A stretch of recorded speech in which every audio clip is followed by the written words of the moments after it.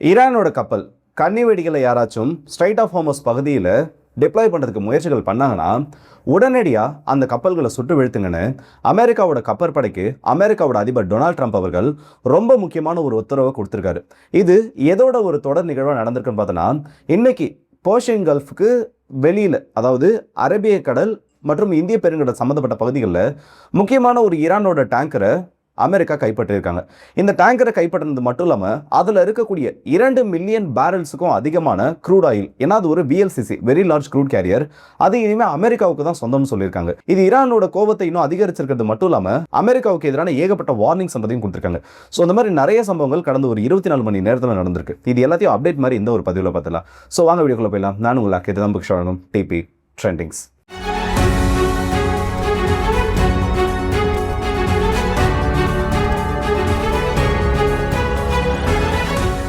Trump அவர்களோட ஒரு சில பதிவுகள், ஏன்னா கடந்த சில மணி நேரங்களாக பார்த்தோன்னா ட்ரூத் சோஷியல் மீடியாவில் அதிபர் ட்ரம்ப் அவர்கள் தொடர்ந்து சில பதிவுகளை பதிவேற்றம் பண்ணிட்டு இருக்காரு. உலகம் முழுக்க இந்த செய்திகள், அவர் போட்ட பதிவுகள் இருக்கக்கூடிய அந்த கண்டென்ட் ஆனது இப்போ ஹெட்லைன்ஸில் வர ஆரம்பிச்சிருக்கு. அந்த அளவுக்கு முக்கியமான சில செய்திகளை சொல்லியிருக்காரு.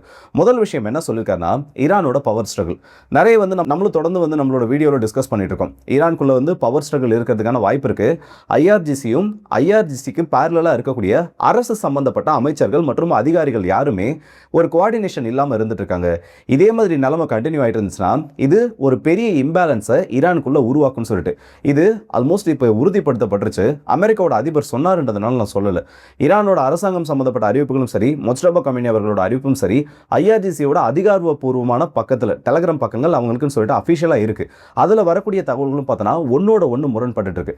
அதில் இன்னைக்கு நடந்த ஒரு சின்ன ஒரு விஷயத்தை எக்ஸாம்பிளுக்கு நான் சொல்கிறேன். ஐஆர்ஜிசி அவங்களோட அஃபிஷியல் டெலகிராம் குரூப்பில் இதுக்கப்புறம் ஈரான் ஸ்ட்ரைட் ஆஃப் ஹோமஸ் பகுதியில் அடுத்தது வரக்கூடிய கப்பல்கள், அதாவது எந்த ஒரு கப்பல் வந்தாலும், நட்பு நாடுகளோட கப்பலாகவே இருந்தாலும் ஈரானோட லோக்கல் கரன்சியில் ஒரு பெரிய அமௌண்ட்டை பே பண்ணிட்டு தான் இதுக்கப்புறம் அந்த கப்பல்களுக்கு அனுமதி வழங்கப்படும். இல்லைனா எல்லா கப்பலுமே இந்த ஸ்ட்ரைட் ஆஃப் ஹோமஸ்குள்ள அந்த என்ட்ரி மற்றும் எக்ஸிட் ஆனது டினை பண்ணப்படும் ஒரு அறிவிப்பை கொடுத்துருக்காங்க.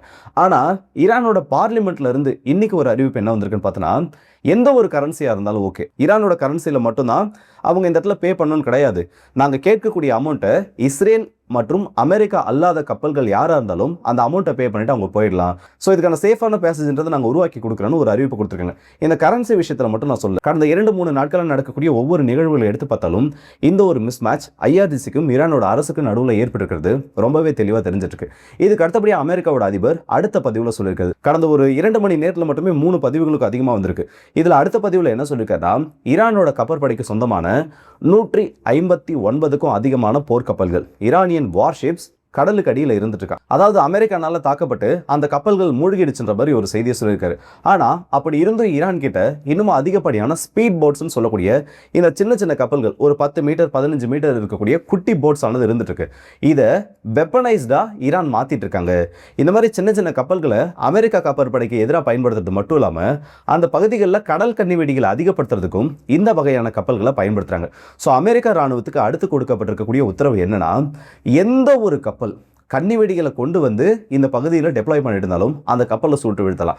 அந்த கப்பல் கன்னி வெடியை கொண்டு வருதுன்ற செய்தி உறுதிப்படுத்தப்பட்டிருந்துச்சுனாலே, அதாவது அவங்க கன்னி வெடியை டெப்ளாய் பண்ணணும்னு அவசியம் இல்லை, அந்த கப்பலில் ஒரு 2 கன்னி வெடி இருக்குது, அதான் அந்த பிளேஸில் அவங்க போடுறதுக்கான வாய்ப்பு இருக்குன்னு தெரிஞ்சால் கூட நீங்கள் அந்த கப்பலை சுட்டு வீழ்த்தலாம், இல்லை அதுக்கு எதிரான ஸ்ட்ரைக்ஸை தொடங்கலான்னு ஒரு அறிவிப்பு கொடுத்துருக்காங்க. அமெரிக்கா இந்த மாதிரி கப்பல்களுக்கு எதிரான தாக்குதல் தொடங்க ஆரம்பிச்சாங்கன்னா ஈரானும் அவங்களோட ட்ரோன்கள், ஆள் இல்லாத அண்டர் வாட்டர் ட்ரோன்ஸை பயன்படுத்தி அமெரிக்காவோட கப்பற்படைக்கு எதிராக கண்டிப்பாக தாக்குதல் நடத்துறதுக்கு தயாராவாங்க. இதில் எந்த விதமான சந்தேகமும் வேண்டாம். சரி, என்னடா ஈரானுக்குள்ள ஐஆர்ஜிசியில் பவர் ஸ்ட்ரகிள் இருக்குன்ற அமெரிக்கா ஈரானோட கப்பல் அடிக்க சொன்னாங்கன்ற, அப்போ அமைதிக்கான வழியை இந்த இடத்துல இல்லையான்னு பார்த்தோன்னா, இந்த பேச்சுவார்த்தையை எக்ஸ்டெண்ட் பண்ணப்போ அமெரிக்காவோட அதிபர் சமீபத்தில் அந்த பேச்சுவார்த்தைக்கான டைம் பீரியட் எக்ஸ்டெண்ட் பண்ணியிருந்தாங்க. சீஸ்ஃபயரை எக்ஸ்டெண்ட் பண்ணிட்டாரு. அப்போது நல்ல ஒரு ஹோப் இருந்துச்சு, சரி ஓகே பிரச்சனை இதோட முடிய போகுதுன்னு. இன்றைக்கி நடந்திருக்கக்கூடிய 2 முக்கியமான சம்பவங்கள் அந்த ஹோப்பை அப்படியே மொத்தமாக காலி பண்ணுற மாதிரி நடந்திருக்கு. முதல்ல என்னன்னா, ரொம்ப முக்கியமான ஒரு போர்க்கப்பல் MT மெஜஸ்டிக் எக்ஸ்ன்னு சொல்லக்கூடிய கப்பல் ஈரானோட ஷேடோ ஃப்ளீட்டுக்கு சொந்தமான ஒரு கப்பல், VLCC வகையிலானது, வெரி லார்ஜ் க்ரூட் கேரியர்ஸில் 2 மில்லியன் பேரல்ஸ் வரைக்கும் இந்த ஒரு கப்பலில் ஈரானால் க்ரூட் ஆயிலை எக்ஸ்போர்ட் பண்ண முடியும்.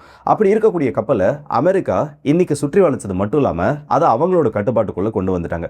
கப்பல் கைப்பற்றப்பட்டது எந்த அளவுக்கு பெரிய இழப்போ, அதே மாதிரி 2 மில்லியன் பேரல்ஸ் சொல்லக்கூடிய அந்த க்ரூட் ஆயில், அந்த அளவுக்கு பெரிய ஒரு க்ரூட் ஆயிலும் அமெரிக்காவுக்கு இப்போ அதோட சேர்த்து ஒரு லாபமா கிடைச்சிருக்கு. இது ஈரானை ரொம்ப அளவு கோவப்படுத்துறது மட்டும் இல்லாம நேரடியாவே ஒரு எச்சரிக்கையானது கொடுத்திருக்காங்க. அமெரிக்கா எங்களோட கப்பல்களுக்கு எதிரான தாக்குதல்களை நிறுத்தி ஆகணும். ஆல்ரெடி அவங்க போட்டிருக்கக்கூடிய கவுண்டர் பிளாக்கேட் ஆனது சர்வதேச சட்டத்திட்டங்களுக்கு எதிரானது. அப்படி இருக்கப்போ எங்களுடைய கப்பல்களை தொடர்ந்து இதே மாதிரி தாக்குதல் நடத்திட்டு இருந்தாங்கன்னா அமெரிக்காவோட கப்பல்களுக்கு எதிரான தாக்குதலை மட்டும் இல்ல, இந்த வழியா பாஸ் ஆகக்கூடிய எந்த ஒரு வணிக ரீதியிலான கப்பலும் தாங்க முடியாதபடி எங்களோட அடுத்த கட்ட நகர்வுகள் இருக்குன்றதை இன்னைக்கு ஒரு எச்சரிக்கையாக கொடுத்துருக்காங்க.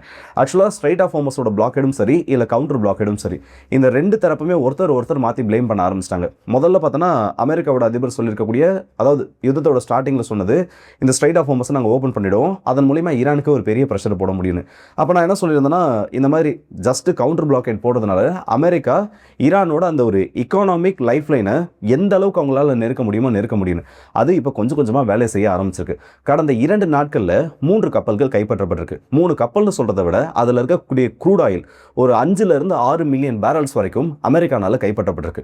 3 கப்பல்களை இழக்கிறது எந்த அளவுக்கு பெரிய லாஸோ, அதே அளவுக்கு இந்த க்ரூட் ஆயில் இழக்கிறது உங்களுக்கு பிரச்சனையா மாறும். உங்க ஷேடோ ஃப்ளீட்டோட எண்ணிக்கையானது சுருங்கிட்டே இருக்கு. இது ஜஸ்ட் க்ரூட் சம்மந்தப்பட்டது மட்டும் கிடையாது. வெளியில இருந்து ஆயுதங்கள் உள்ள வரலனாலும் இதே மாதிரி அமெரிக்காவோட பிளாக்கேட்ன்றது ரொம்ப பெரிய அளவில் ஹர்ட் பண்ணும். ட்ரம்ப் அவர்களும் இதை சொல்லியிருக்காரு. இந்த மாதிரி கவுண்டர் பிளாக்கேட்னால தான் ஈரான் இப்போ கொஞ்சமாவது இறங்கி வந்துட்டு இருக்காங்க. ஸோ ஸ்ட்ரைட் ஆஃப் ஹோர்மஸ் ஆனது முழுமையாக எங்களோட கண்ட்ரோலில் இருக்குன்னு. ஈரான் போட்ட பிளாக்கேடுக்கு கவுண்டர் பிளாக்கேட் போட்டு அதில் நான் இப்போ முழுமையாக வெற்றி அடைஞ்சிட்டேன்னு சொல்லக்கூடிய அளவில் இவரோட அந்த கிளைம் ஆனது இருந்துட்டு இருக்கு. அண்ட் சில விதத்தில் அவங்களுக்கு இது நன்மையை கொடுத்துட்டு இருக்கு, ஆனால் முழுசாக வெற்றி அவங்களால கிளைம் பண்ண முடியாது. இரண்டாவது சம்பவம் என்னன்னா, பிரான்ஸ் மற்றும் ஐரோப்பிய ஒன்றியத்தில் இருக்கக்கூடிய சில முக்கியமான நாடுகள் இன்னைக்கு ஒரு கூட்டறிக்கையை வெளியிட்டிருக்காங்க. அதாவது பீஸ் டாக்ஸ், சீஸ்ஃபயருக்கான அந்த விண்டோ ரொம்ப சுருங்கிக்கிட்டே வருது. எந்த ஒரு பீஸ் டாக்கான விண்டோ? ரஷ்யா உக்ரைன் சம்மந்தப்பட்டதான்னு பார்த்தோன்னா கிடையாது, இந்த ஸ்ட்ரைட் ஆஃப் ஹோர்மஸ் பற்றினது. ஏன்னா எல்லா நாடுகளுக்குமே, ஐரோப்பிய ஒன்றியம் முதற்கொண்ட நாடுகளுக்கு, இந்த கத்தார் மாதிரி இருக்கக்கூடிய நாடுகளில் ப்ரொடியூஸ் ஆகக்கூடிய இயற்கை எரிவாயு ரொம்ப அத்தியாவசியமான தேவையாக இருந்துட்டு இருக்கு.